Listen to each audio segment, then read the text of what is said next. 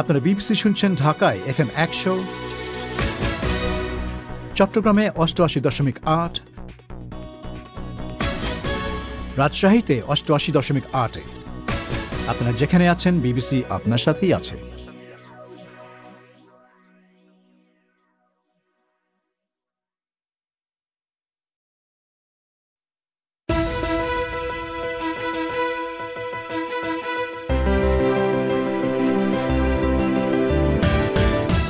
BBC বাংলায় এখনকার প্রধান খবর। আইএস বধূ নামে পরিচিত শামীমা বেগমকে দেশে ফিরতে দেয়া হবে না বলে রায় দিয়েছে ব্রিটেনের সুপ্রিম কোর্ট। বাংলাদেশের খুলনায় বিএনপি সমাবেশের আগে জেলায় বাস চলাচল বন্ধ করে দেওয়া হয়েছে। চলছে বিরোধী নেতাকর্মীদের গ্রেফতার। গত 3 দিন ধরে খুলনায় গণ গ্রেফতার অভিযান চলছে। বিএনপির হাজার হাজার কর্মীর বাড়িতে 8টি থানায় পুলিশ অভিযান পরিচালনা করছে দিনে এবং রাতে। রাতে বাড়িতে, দিনে পথে ঘাটে, যেখানে বিএনপি কর্মী পাচ্ছে সেখান থেকে গ্রেফতার করছে। বিদেশ ফেরত শ্রমিকদের জন্য ঋণ সুবিধা, প্রশিক্ষণ সহ নানা উদ্যোগের কথা বলছে সরকার, কিন্তু এসব কতটা বাস্তবায়িত হচ্ছে এ নিয়ে থাকবে বিশেষ প্রতিবেদন। তবে শুরুতেই এখনকার মতো সর্বশেষ বিশ্ব সংবাদ।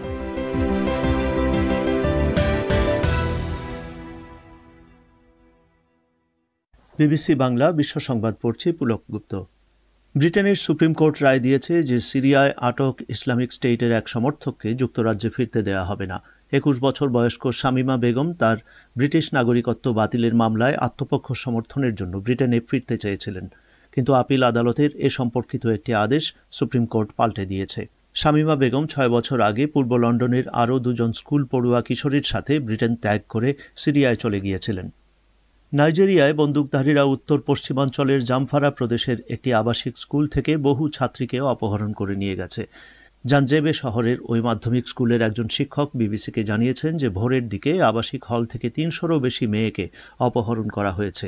কারা এই কাণ্ড ঘটিয়েছে তা এখনও পরিষ্কার নয়। ভারত ও চীনের পররাষ্ট্রমন্ত্রীরা দীর্ঘ সময় ধরে টেলিফোনে কথা বলার পর দুদেশের মধ্যে ভবিষ্যৎ যোগাযোগ আরও উন্নত করতে একটি সরাসরি হটলাইন প্রতিষ্ঠা করতে একমত হয়েছেন। সম্প্রতি পূর্ব লাদাখ অঞ্চলের প্যাংগং লেক থেকে দুদেশ সৈন্য প্রত্যাহার সম্পন্ন করেছে। ভারত বলছে তাদের পররাষ্ট্রমন্ত্রী সুব্রমণিয়াম জয়শঙ্কর তার চীনা প্রতিপক্ষ ওয়াং ইকে বলেছেন যে এখন উচিত হবে দুদেশের বিতর্কিত সীমান্তের বাকি এলাকাগুলোতে উত্তেজনা নিরসন করা। জাতিসংঘের শরণার্থী সংস্থা আন্দামান সাগরে নৌকায় ভাসমান 80 জনেরও বেশি রোহিঙ্গা মুসলিমকে তীরে আনার জন্য ভারত সরকারকে অনুরোধ করেছে। বৃহস্পতিবার ভারতের কর্মকর্তারা জানান তারা নৌকাটির সন্ধান পেয়েছেন এবং যাত্রীদেরকে খাবার ও পানি দিয়েছেন, তবে নৌকাটিকে তীরে ভিড়তে দেওয়া হয়নি। মিয়ানমারে নভেম্বরের নির্বাচনের ফলাফল আনুষ্ঠানিকভাবে বাতিল করেছে সেদেশের সামরিক সরকার। ওই নির্বাচনে অং সান সুচির দল নিরঙ্কুশ জয় পেয়েছিল। রাজনৈতিক দলগুলোর সাথে আজ এক বৈঠকে ফলাফল বাতিলের কথা জানান মিয়ানমারের নতুন প্রধান নির্বাচন কমিশনার। জলবায়ু পরিবর্তনের ওপরে বিশ্বব্যাপী এক সমীক্ষায় দেখা গেছে এই পরিবর্তন মোকাবেলায় যেসব পরিকল্পনা করা হচ্ছে তা যথেষ্ট নয়। জাতিসংঘের মহাসচিব আন্তোনিও গুতেরেস একে পৃথিবীর জন্য এক লাল সংকেত হিসাবে বর্ণনা করেছেন। বিবিসি বাংলার রাতের আয়োজন পরিক্রমা শর্টওয়েভ ছাড়াও প্রচারিত হচ্ছে FM তরঙ্গে বাংলাদেশে প্রধান 10টি শহরে, আর ইন্টারনেটে এই অনুষ্ঠানটি লাইভ প্রচারিত হচ্ছে bbcbangla.com ওয়েবসাইট থেকে। অনুষ্ঠানের শ্রোতা বন্ধুদের সাদর আমন্ত্রণ জানাচ্ছি আমি মাসুদ হাসান খান। একটু আগেই যেমনটা শুনছিলেন, বাংলাদেশের খুলনায় বিএনপির সমাবেশের আগে জেলার 18টি রুটের বাস চলাচল বন্ধ করে দেওয়া হয়েছে বলে নেতারা অভিযোগ করছেন। এছাড়া তারা বলছেন ওই সমাবেশকে কেন্দ্র করে তাদের নেতাকর্মীদের গ্রেফতারও করা হচ্ছে। ওদিকে খুলনার পুলিশ প্রশাসন বলছে নিরাপত্তার কথা বিবেচনা করে পরিবহন বন্ধ রেখেছে স্থানীয় বাস মালিক সমিতি। এ নিয়ে ঢাকা থেকে বিস্তারিত জানাচ্ছেন সংবাদদাতা ফারহানা পারভিন। খুলনা মহানগরীতে আগামীকাল শনিবার বিএনপির পূর্ব ঘোষিত সমাবেশ হওয়ার কথা রয়েছে বেলা ৩টায়। বাংলাদেশে সম্প্রতি পৌরসভা নির্বাচনে কারচুপির অভিযোগ মোট 4টি ইস্যুতে দেশের 6টা শহরে মহাসমাবেশে ডাক দেয় বিএনপি। খুলনা বিএনপির মহানগরের সভাপতি এবং সাবেক সংসদ সদস্য নজরুল ইসলাম মঞ্জু অভিযোগ করেন এই সমাবেশে প্রতিবন্ধকতা সৃষ্টি করার জন্য গণগ্রেফতার অভিযান পরিচালনা করা হচ্ছে খুলনাতে। গত 3 দিন ধরে খুলনায় গণ গ্রেফতার অভিযান চলছে। বিএনপির হাজার হাজার কর্মীর বাড়িতে 8টি থানায় পুলিশ অভিযান পরিচালনা করছে দিনে এবং রাতে। রাতে বাড়িতে, দিনে পথে ঘাটে, যেখানে বিএনপি কর্মী পাচ্ছে সেখান থেকে গ্রেফতার করছে। এ পর্যন্ত প্রায় 30 থেকে 32 জন কর্মী গ্রেপ্তার করে মিথ্যা মামলা তাদের কারাগারে পাঠানো হয়েছে এবং আজকেও 7 জনকে গ্রেপ্তার করেছে, তাদেরকে একটু আগে চালান দিয়েছে। এখনো মাঠে পুলিশ বিভিন্ন জায়গায় হানা দিচ্ছে, আমাদের প্রচারপত্র, আমাদের লিফলেট বিলিতে বাধা দিচ্ছে, এগুলি বিলি করতে গেলেই গ্রেপ্তার করছে। খুলনার আগে বরিশালে বিএনপি সমাবেশ করেছে। খুলনা বিএনপি নেতারা বলছেন আগামীকালকের সমাবেশে যাতে খুলনা শহরের বাইরে থেকে নেতাকর্মীরা আসতে না পারে সেজন্য 18টা রুটের যান চলাচল বন্ধ ঘোষণা করে নোটিশ দেওয়া হয়েছে। এতে করে উপজেলা এবং অন্যান্য জেলা থেকে মানুষ এই সমাবেশে যোগ দিতে চরম ভোগান্তির মধ্যে পড়বে। গত 2 দিন ধরেই তারা এই সম্পর্কে মিটিং করছে এবং আজকে চূড়ান্ত নোটিশ দিয়ে দিয়েছে যে এই খুলনা বিভাগের কোনো রুটে আগামী 24 ঘন্টা কোনো পরিবহন চলবে না, নদী পথে ট্রলার চলবে না, নৌকা পারাপার চলবে না, সব পথ রুদ্ধ করে দিয়ে আমাদের সমাবেশে জনগণ এবং পার্টির নেতাকর্মী আসার পথ থেকে তারা রুদ্ধ করতে চায়। খুলনা মোটর বাস মালিক সমিতির সভাপতি আব্দুল গাফফার বিশ্বাসের সঙ্গে যোগাযোগ করা হলে তিনি জানান পরিবহন বন্ধের ব্যাপারে তিনি কিছু জানেন না। এছাড়া এই বিষয়ে তিনি বেশি মন্তব্য করতে চাননি। এদিকে খুলনার পুলিশ কমিশনার মাসুদুর রহমান ভূঁইয়া জানান যাদেরকে গ্রেফতার করা হয়েছে তাদের নামে আগে মামলা ছিল। এছাড়া পরিবহন বন্ধের বিষয়টা বাস মালিক সমিতি সিদ্ধান্ত নিয়ে করেছে। ধরপাকড় কাউকে করা হয় না, আপনার নিয়মিত মামলার যারা আসামি আছে তাদেরকে অ্যারেস্ট করা হয়। নিয়মিত মামলার আসামি ছাড়া আমরা কাউকে ধরপাকড় করি না। যাদের বিরুদ্ধে ওয়ারেন্ট আছে, যাদের বিরুদ্ধে মামলা আছে, এটা প্রতিনিয়তই চলে এবং সেটা করে সাথে সাথে 24 ঘন্টার মধ্যে কোর্টে প্রডিউস করতে হয়। তারা যদি মনে করে কেউ যে আমাদের নির্দোষ নিরপরাধ লোক আছে, সেক্ষেত্রে কোর্ট থেকে তারা জামিন নিয়ে নিতে পারে। যারা পরিবহন মালিক শ্রমিক তারা আশঙ্কা করতেছে যে এখানে আইন শৃঙ্খলা পরিস্থিতির অবনতি হতে পারে, সেই কারণে তারা নিজেরাই গাড়ি চালানো বন্ধ করে দিবে বা দিচ্ছে, এরকম একটা আমি আজকে পত্রিকায় দেখেছি। এখানে আমাদের কোনো নির্দেশনা নেই। এর আগে ঢাকায় প্রেস ক্লাবের সামনে বিএনপি সমাবেশ করে, সেখানে পুলিশের সাথে তাদের সংঘর্ষ হয়। পুলিশের লাঠিপেটায় বিএনপির বেশ কয়েকজন কর্মী সে সময় আহত হয়। ফারহানা পারভিন। বাংলাদেশে বিতর্কিত ডিজিটাল নিরাপত্তা আইনে গ্রেফতার লেখক মুশতাক আহমেদ কাশিমপুর কারাগারে মারা গেছেন। বৃহস্পতিবার সন্ধ্যায় তিনি কারাগারের কক্ষে অচেতন হয়ে পড়লে প্রথমে কারা হাসপাতালে এবং পরে গাজীপুরের শহীদ তাজউদ্দিন আহমেদ মেডিকেল কলেজ হাসপাতালে পাঠানো হয়। সেখানে ডাক্তাররা তাকে মৃত ঘোষণা করেন। তার মৃত্যুর ঘটনায় বিক্ষোভ করেছেন ঢাকা বিশ্ববিদ্যালয়ের একাধিক বামপন্থী ছাত্র সংগঠন। আরও শুনুন সঞ্জনা চৌধুরীর কাছে।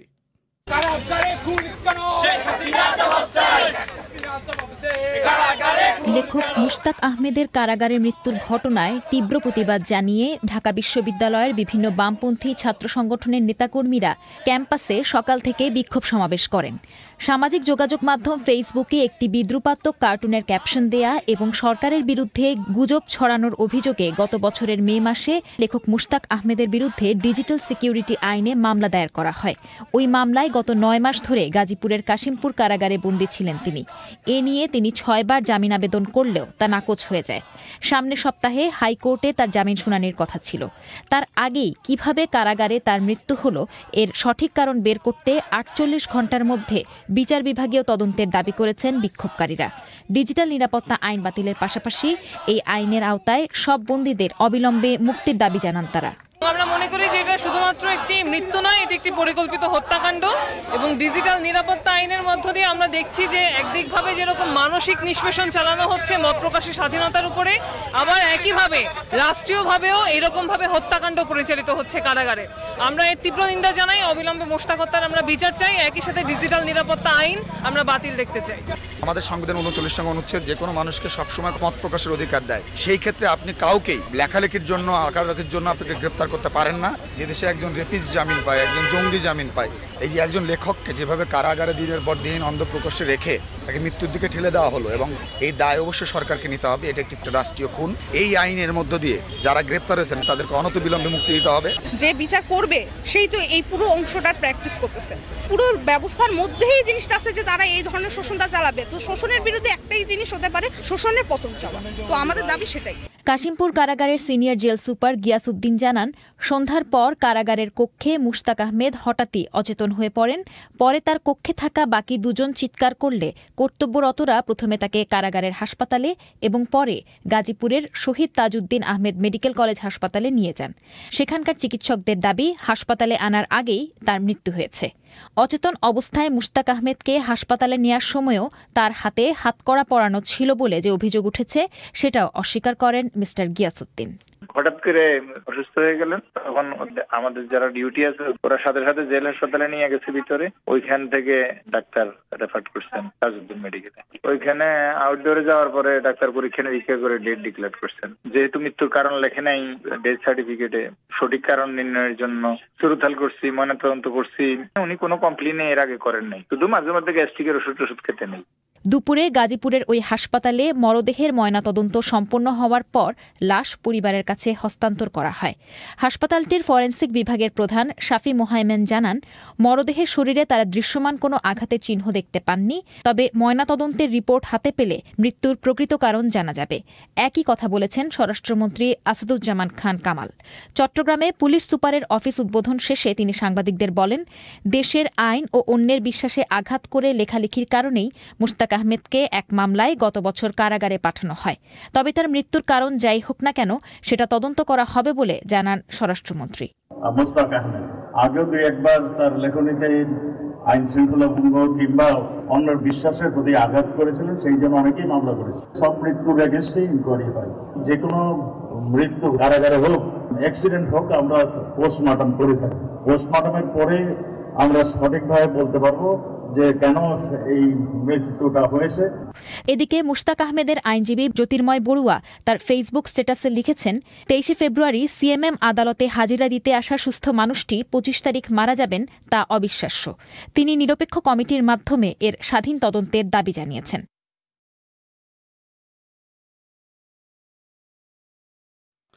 সঞ্জনা চৌধুরী। শ্রোতা বন্ধুরা, এই বিষয়টি নিয়েই হবে আমাদের আগামীকালের ফোন ইন। ডিজিটাল সিকিউরিটি অ্যাক্টে আটক লেখক মুশতাক আহমেদের কারাগারে মৃত্যুর মধ্য দিয়ে উদ্বেগ আরও বেড়েছে যে এই আইনের অপব্যবহার করা হচ্ছে। ডিজিটাল সিকিউরিটি অ্যাক্টের বিষয়ে আপনার কি মত? এ নিয়েই হবে আগামীকাল অর্থাৎ শনিবার বিবিসি বাংলার ফোন ইন। এতে যোগ দিতে চাইলে 01-714-115578 এই নম্বরে SMS করে আপনার নাম ও ফোন নম্বর জানিয়ে দিন। অনুষ্ঠানের আগে আমরাই আপনার সঙ্গে যোগাযোগ করব। ভারতের নির্বাচন কমিশন পশ্চিমবঙ্গ ও আসাম সহ 5টি রাজ্যের বিধানসভা নির্বাচনের তফসিল ঘোষণা করেছে। ওই 2 রাজ্য ছাড়াও কেরালা, তামিলনাড়ু এবং পুদুচেরিতেও বিধানসভা নির্বাচন হবে। আসামে 3 দফায় এবং পশ্চিমবঙ্গে 8 দফায় ভোট নেওয়া হবে। এ নিয়ে বিস্তারিত জানাতে কলকাতা থেকে সরাসরি আমাদের সঙ্গে অনুষ্ঠানে যোগ দিচ্ছেন সংবাদদাতা অমিতাভ ভট্টশালী। অমিতাভ, পশ্চিমবঙ্গে যে ভোটের পরিকল্পনা হয়েছে সে সম্পর্কে কি জানা যাচ্ছে? দেখুন মাসুদ, নির্বাচন কমিশন আজ বিধানসভা ভোটের যে তফসিল প্রকাশ করেছে তাতে শুধুমাত্র পশ্চিমবঙ্গের জন্যই 8 দফায় ভোট নেওয়ার কথা জানানো হয়েছে। প্রথম দফার ভোট নেওয়া শুরু হবে 27শে মার্চ, আর শেষ দফায় ভোট নেওয়া হবে 29শে এপ্রিল। এবং প্রথম দফায় 5 জেলার 30টি আসনে ভোট নেওয়া হবে, দ্বিতীয় দফায় 4 জেলার 30টি, এভাবেই ভাগ করা হয়েছে গোটা রাজ্যকে। আবার বেশিরভাগ ক্ষেত্রেই গোটা জেলাতেও একদিনে ভোট হবে না, তার মধ্যেও ভাগাভাগি করা হয়েছে। যেমন দক্ষিণ 24 পরগনা জেলায় 3 দিনে ভোট হবে, আবার দার্জিলিং, কালিম্পং এর মতো ছোট জেলাগুলিতে একদিনেই ভোট নেওয়া হবে বলে কমিশন জানিয়েছে। আর ভোট গণনা করা হবে সব একই দিনে 2রা মে তারিখে। অমিতাভ, এই যে ধাপে ধাপে এতগুলো দফায় ভোট নেওয়া হচ্ছে, এর পেছনে কি কারণ? এতগুলো দফায় এর আগে কখনোই ভোট নেওয়া হয়নি, এটা একটা ব্যতিক্রমী ঘটনা। বিগত নির্বাচনে যদিও 7 দফায় ভোট হয়েছিল, কিন্তু এবারেও আসামের দিকে যদি দেখি সেখানে 3 দফায় এবং তামিলনাড়ুর মতো রাজ্যে একদিনেই ভোট হচ্ছে। পশ্চিমবঙ্গে ব্যতিক্রম। আসলে পশ্চিমবঙ্গের বিগত কয়েকটা নির্বাচন, বিশেষত 2018 সালের ভোটে যে ব্যাপক সহিংসতা হয়েছিল, সেই প্রেক্ষিতেই নির্বাচন কমিশন এই সিদ্ধান্ত নিয়েছে বলে বিশ্লেষকরা মনে করছেন। এবং যেভাবে দফাগুলো ভাগ করেছে কমিশন, সেই ম্যাপ দেখেও বোঝা যাচ্ছে যে কাছাকাছি থাকা কম সংখ্যক আসনে একদিনে ভোট হলে নজরদারি যেমন বাড়বে, তেমনি কড়া নিরাপত্তার ব্যবস্থা করা যাবে। প্রতিটা বুথে কেন্দ্রীয় বাহিনী থাকবে, তাদের একাংশ আবার এলাকায় টহলও দেবে রাজ্য পুলিশের সঙ্গে। এবং আজকে ভোট ঘোষণার আগেই কিন্তু গত কয়েকদিন ধরেই কেন্দ্রীয় বাহিনী রাজ্যে আসতে শুরু করে দিয়েছে এবং তারা রুট মার্চ শুরু করেছে। এবং নজরদারির আরো ব্যবস্থা করা হয়েছে যে 125 কোম্পানি কেন্দ্রীয় বাহিনী তো থাকবে, গোটা রাজ্যের পুলিশি বন্দোবস্তের ওপরে নজরদারি করার জন্য 2 জন বিশেষ পুলিশ পর্যবেক্ষক থাকছেন এবং সমস্ত পর্যবেক্ষকদের মাথায় আবার একজন বিশেষ পর্যবেক্ষক থাকবেন। মাসুদ, অমিতাভ, এই যে এত আয়োজন এবং এই নতুন তফসিল, এগুলো নিয়ে রাজনৈতিক দলগুলো কি বলছে? তৃণমূল কংগ্রেস খুবই ক্ষুব্ধ দিয়েছে এতগুলি দফায় ভোট নেওয়া হচ্ছে বলে। তারা আসলে আঙুল তুলছে বিজেপির দিকে, কারণ বিজেপি অনেকদিন ধরেই রাজ্যে আইন শৃঙ্খলার অবনতির কথা বলে আসছে এবং রাজনৈতিক সহিংসতার কথা বলে আসছে। তারা বারবার নির্বাচন কমিশন থেকে শুরু করে রাজ্যপাল, কেন্দ্রীয় স্বরাষ্ট্রমন্ত্রীর কাছে আবেদনও জানিয়েছে, অভিযোগও জানিয়েছে। তৃণমূল আসলে মনে করছে যে বিজেপির করা সেই সমস্ত অভিযোগগুলোর ভিত্তিতেই নির্বাচন কমিশন এরকম একটা সিদ্ধান্ত নিয়েছে। আর বিজেপি খুশি, তারা বলছে যে বিগত নির্বাচনগুলোতে যে সহিংসতা হয়েছিল সেই প্রেক্ষিতে এত দফায় ভাগ ভাগ করে কেন্দ্রীয় বাহিনীর নজরদারিতে ভোট নেওয়া হলে তাদের ভাষায় তৃণমূল কংগ্রেস কোনো নির্বাচনী জালিয়াতি বা সহিংসতা করতে পারবে না। অমিতাভ, এবার নির্বাচনী মানে মহামারীর মধ্যে, করোনা ভাইরাস মহামারীর মধ্যে এই নির্বাচন হচ্ছে, তো সেই হিসেবে আগের ভোটের তুলনায় এবারের নির্বাচন কতটা ভিন্ন হতে যাচ্ছে? দেখুন, মহামারীর মধ্যেই একটা নির্বাচন হয়ে গেছে। গত বছর বিহারে বিধানসভার ভোট হয়েছে। এবারেও বিহারে যে প্রোটোকল মেনে ভোট নেওয়া হয়েছিল সেই একই প্রোটোকল মেনে চলা হবে এবং ইতিমধ্যে প্রোটোকল মেনে চলার কাজও শুরু হয়ে গেছে। প্রত্যেক ভোট কর্মীকে করোনা ভ্যাকসিন দেওয়ার কাজ চলছে যাতে তারা সুরক্ষিত থাকেন এবং প্রতিটা বুথে এবারে সর্বোচ্চ 1000 জন করে 1000 জনের নাম নথিভুক্ত থাকছে। এর জন্য বুথের সংখ্যা 31% বাড়ানো হয়েছে রাজ্যে এবং স্যানিটাইজার ইত্যাদি এ সমস্ত তো থাকবেই। আর প্রত্যেক ভোটারের শরীরের তাপমাত্রা মাপা হবে এবং 100 ডিগ্রির বেশি হলে তাকে ফিরিয়ে দেওয়া হবে এবং ভোট গ্রহণের শেষ 1 ঘন্টায় গায়ে জ্বর থাকা ভোটারদের ফিরে আসতে বলা হবে। আর যারা কোভিডে আক্রান্ত আইসোলেশনে আছেন এবং 30 বছরের বেশি বয়সী তাদের বুথে আসতে দেওয়া হবে না। আগে থেকে আবেদন করলে ভোটারদের বাড়িতে পোস্টাল ব্যালট পৌঁছানো হবে। আপনাকে অনেক অনেক ধন্যবাদ অমিতাভ। কলকাতা থেকে খবর দিচ্ছিলেন সংবাদদাতা অমিতাভ ভট্টশালী। আপনারা শুনছেন বিবিসির অনুষ্ঠান পরিক্রমা। আপনাদের সঙ্গ দিচ্ছি আমি মাসুদ হাসান খান। বাংলাদেশ সরকারের হিসেব অনুযায়ী করোনা ভাইরাস মহামারীর সময় গত বছরের এপ্রিল থেকে ডিসেম্বর পর্যন্ত 4 লাখেরও বেশি প্রবাসী শ্রমিক দেশে ফিরে এসেছেন। যেসব দেশ থেকে এরা ফিরে এসেছেন তার মধ্যে সর্বোচ্চ সংখ্যায় রয়েছে সৌদি আরব, সংযুক্ত আরব আমিরাত এবং মালয়েশিয়া। বাংলাদেশ সরকার এই ফিরে আসা শ্রমিকদের জন্য ঋণ সুবিধা, প্রশিক্ষণ সহ নানান উদ্যোগের কথা ঘোষণা করেছে মহামারী শুরুর পর থেকেই। কিন্তু সেসব উদ্যোগের কতটা বাস্তবায়ন হয়েছে এ নিয়ে শুনুন ফারহানা পারভিনের বিশেষ প্রতিবেদন। 2020 সালের ডিসেম্বর মাসে সৌদি আরব থেকে ফিরেছেন শিরিন আক্তার। 4 বছর সে দেশে ছিলেন তিনি। গৃহকর্মী হিসেবে সেখানে কাজ করেছেন। করোনা ভাইরাস মহামারীর কারণে যে কয়েক লক্ষ প্রবাসী শ্রমিক দেশে ফিরে আসেন তাদের মধ্যে তিনি একজন। গত 3 মাস ধরে তার বসবাস টাঙ্গাইলের কটিয়াদিতে। এখন তার হাতে কোনো টাকা পয়সা নেই। শিরিন আক্তার বলছিলেন, যখন বিদেশে ছিলেন তখন অনেকেই আদর যত্ন করতেন, কিন্তু দেশে ফেরার পর তার টাকা পয়সা নেই, তাই এখন আর কেউ তাকে পছন্দ করছে না। তিনি বলছিলেন, বাবা মা, ভাই বোন এবং নিজের 2 সন্তান নিয়ে তিনি কোনো রকম দিন পার করছেন। এখন অনেকটাই কষ্টে আছি, কোনো কামার রোজগার নাই, কিছু না। এখানে ভাড়া থাকে, আমার আম্মু অসুস্থ, আমার আব্বু অসুস্থ, খুব কষ্টে চলতেছি। দিনটা অনেক কষ্টে যাচ্ছে আমাদের। মানুষের মুখে শুনি না, তবে আমি ইন্টারনেট ফেসবুকে দেখছি বা শুনছি যে প্রবাসী কল্যাণ থেকে যারা ফেরত আসতেছে মহামারী করোনার কারণে আছে তাদেরকে সাহায্য করা হচ্ছে। এটা আমি ফেসবুকে দেখছি, কিন্তু কোথায় হচ্ছে, কোন জায়গায় হচ্ছে, এটা আমি জানি না। করোনা ভাইরাস মহামারীর কারণে যখন বিশ্ব বিপর্যস্ত, তখন তার ক্ষতিকর প্রভাব প্রবাসী শ্রমিকদের উপর পড়বে সেটা বলার অপেক্ষা রাখে না। কারণ বিভিন্ন দেশে লক্ষ লক্ষ বাংলাদেশি শ্রমিক কাজ করছেন। বাংলাদেশ সরকারের প্রবাসী কল্যাণ ও বৈদেশিক কর্মসংস্থান মন্ত্রণালয়ের হিসাব অনুযায়ী 2020 সালের এপ্রিলের 1 তারিখ থেকে ডিসেম্বরের 31 তারিখ পর্যন্ত বাংলাদেশে ফেরত এসেছে 4,08,408 জন। এর মধ্যে 28টি নির্দিষ্ট দেশ থেকে এসেছে 4,08,262 জন। বাকি 146 জন এসেছে অন্যান্য দেশ থেকে। বাংলাদেশ সরকার এই ফেরত আসা প্রবাসীদের জন্য বেশ কিছু উদ্যোগ নিয়েছে। সবচেয়ে বড় উদ্যোগটি 700 কোটি টাকার তহবিল ঘোষণা। প্রথমে 200 কোটি টাকা এবং পরে 500 কোটি টাকা সরকার প্রবাসী কল্যাণ ব্যাংকের মাধ্যমে প্রবাসীদের সহজ শর্তে ঋণ দেওয়ার ঘোষণা দেয়।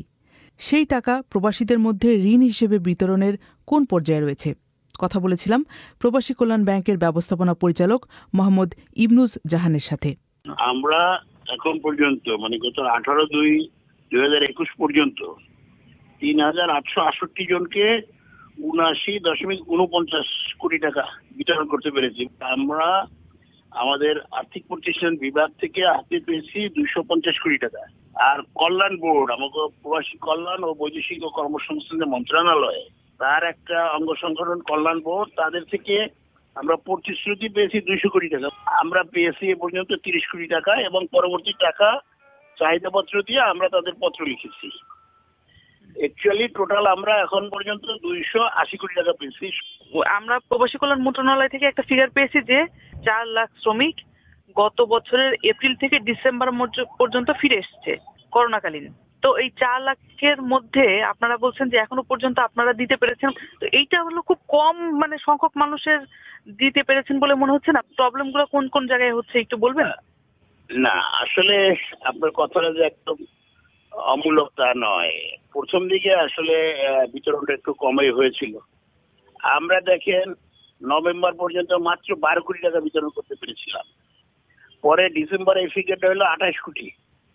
আর এখন আপনি দেখেন এই আপ টু 18/2 এটা কিন্তু প্রায় 80 কোটি টাকা আমরা বিতরণ করতে পেরেছি। এবং এই অবস্থা চললেও আপনি মার্চ মাসে আমরা প্রায় 150 কোটি টাকা বিতরণ করতে পারবো ইনশাল্লাহ। ইবনুজ্জাহান বলছিলেন প্রথম 5 মাস তারা কোনো ঋণ বিতরণ করতে পারেননি। এর কারণ ঋণ বিতরণের যে নিয়মকানুন সেগুলো গঠন করতে সময় লেগেছে। দিনাজপুরের সুফিয়া খাতুন ওমান থেকে ফিরেছেন নভেম্বর মাসে। 2 বছরের বেশি সময় সেখানে ছিলেন তিনি, কিন্তু করোনার কারণে তার কাজ হারাতে হয় এবং দেশে চলে আসতে বাধ্য হন।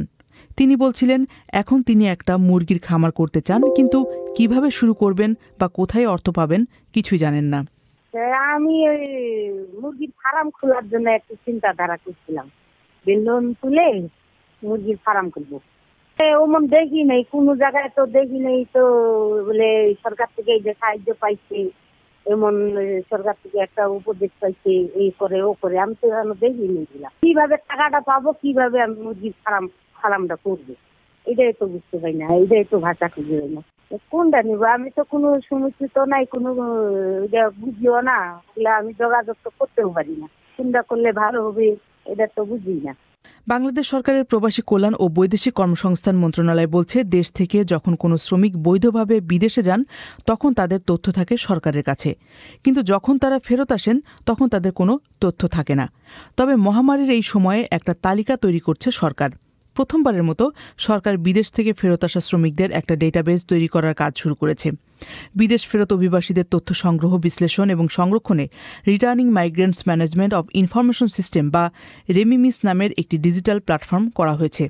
এছাড়া কিছু প্রশিক্ষণ দেওয়ার কথাও বলা হচ্ছে, যার তত্ত্বাবধানে রয়েছে সরকারের জনশক্তি কর্মসংস্থান ও প্রশিক্ষণ ব্যুরো বা বিএমইটির মহাপরিচালক শামসুল আলম বলছিলেন, এই উদ্যোগের মাধ্যমে বিদেশ ফেরত শ্রমিকরা যাতে সহজে সরকারের বিভিন্ন কাজে যুক্ত হতে পারেন সেটা নিশ্চিত করা যাবে। আমাদের যে অভিবাসী কর্মীরা বিএমইটি স্মার্ট কার্ড নিয়ে বিদেশে যান, তাদের একটা সুনির্দিষ্ট তথ্য আমাদের কাছে থাকে, ডেটাবেজে থাকে। যারা ফেরত আসেন তাদের এই ধরনের কোনো তথ্য আমাদের কাছে সংরক্ষিত আগে ছিল না, রাখার সেই ব্যবস্থাটা ছিল না। এমআইএস সেই জিনিসটা আমরা বিদেশ ফেরত অভিবাসী কর্মীদের তথ্য এখানে প্রিজার্ভ করব, যার ফলে সরকার যে বিভিন্ন ধরনের কল্যাণকর পদক্ষেপ নিচ্ছেন, রিটার্নিং মাইগ্রেন্ট যারা তাদের রিইন্টিগ্রেশনের জন্য যে বিভিন্ন পদক্ষেপ নিচ্ছেন, তখন যেন আমরা এই অভিবাসী কর্মী যারা ফেরত এসছেন তাদের আমরা খুঁজে পেতে পারি, তারা যেন আমাদের এই সেবা সমূহ সার্ভিসগুলো তারা সহজে নিতে পারেন। যারা ফেরত আসছেন তারা আমাদের এই ডেটাবেস এখানে তাদের তথ্যগুলো পূরণ করবেন।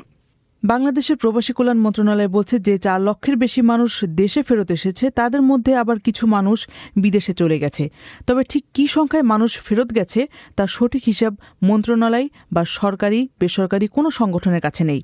বেসরকারি সংগঠন ব্র্যাক প্রবাসী শ্রমিকদের নিয়ে কাজ করছে। করোনা ভাইরাসের সংক্রমণের সময় যেসব প্রবাসী ফেরত এসেছে তাদের প্রশিক্ষণ এবং আর্থিক সহায়তা তারা দিয়েছে। তবে সংগঠনটি বলছে এই বৃহৎ কাজে সরকারি বেসরকারি যৌথ উদ্যোগের দরকার রয়েছে।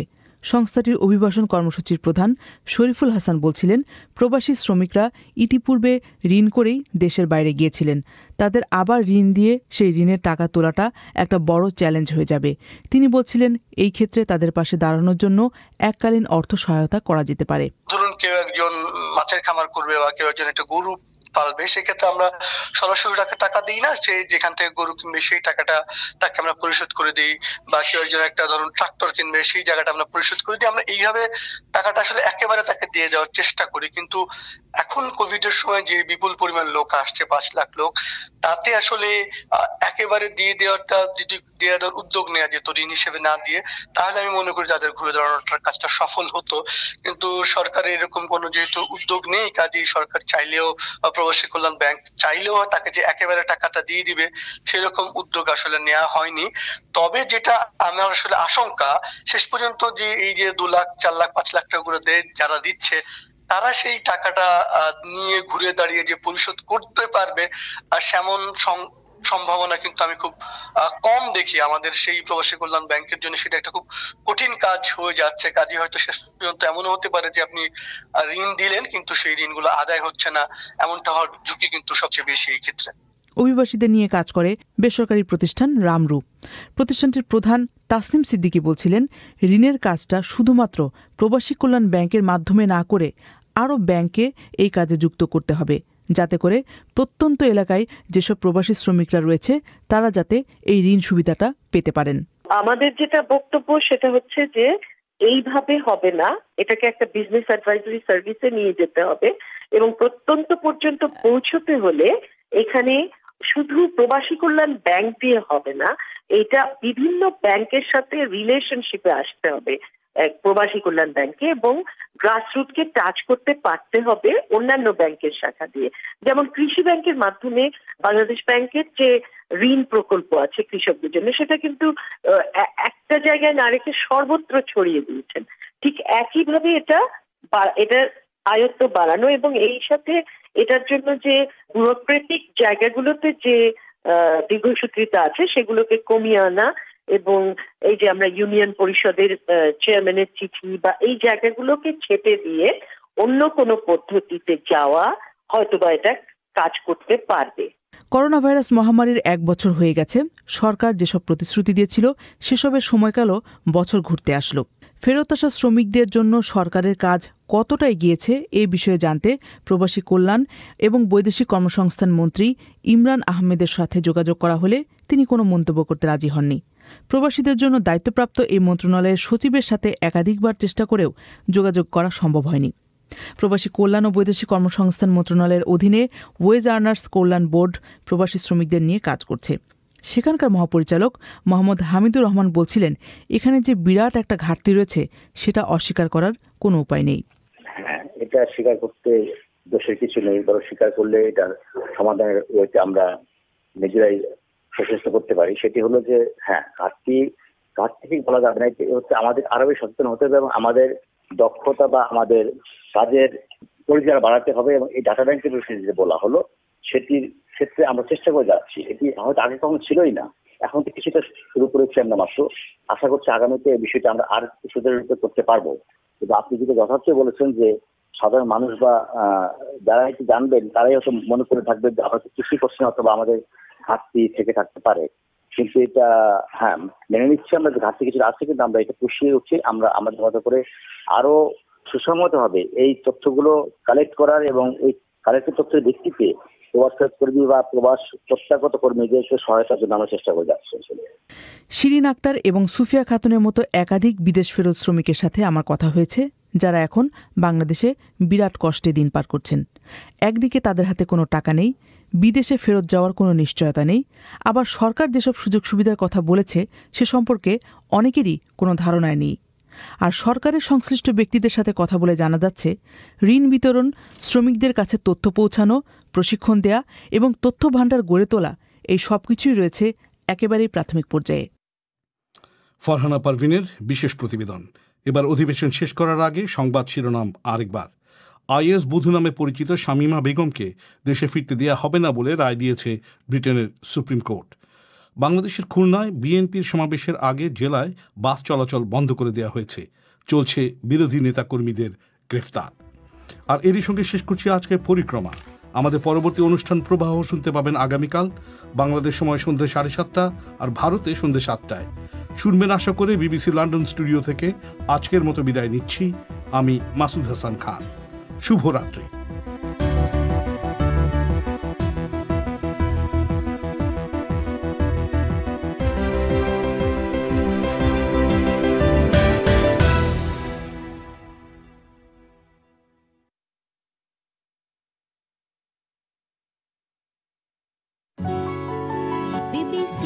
This is the BBC.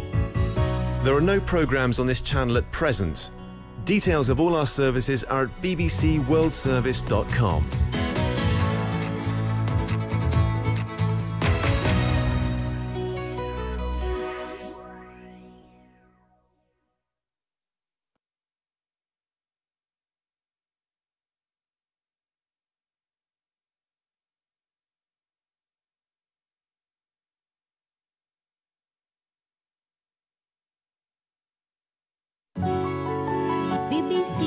This is the BBC. There are no programmes on this channel at present. Details of all our services are at bbcworldservice.com.